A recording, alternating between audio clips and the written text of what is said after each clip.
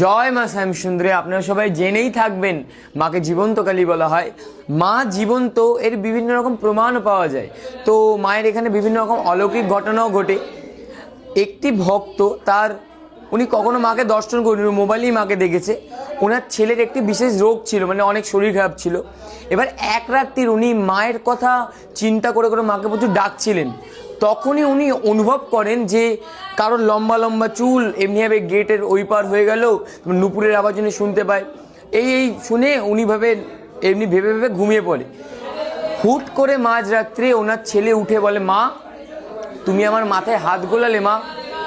ওর মা বলে, তো না বাবা আমি গোলাইনি। তখন ওনার বিশ্বাস যে মা শ্যামসুন্দরী গিয়েই ওর ছেলের মাথায় হাত গুলেছে। আর সবচেয়ে আশ্চর্যের বিষয় হলো, ওই দিন যে এই ঘটনাটা ঘটলো, তার পরের দিন থেকে ওর ছেলের যা শরীর খারাপ ছিল 99% সব কমে গেল। তাই মা সত্যি আছে।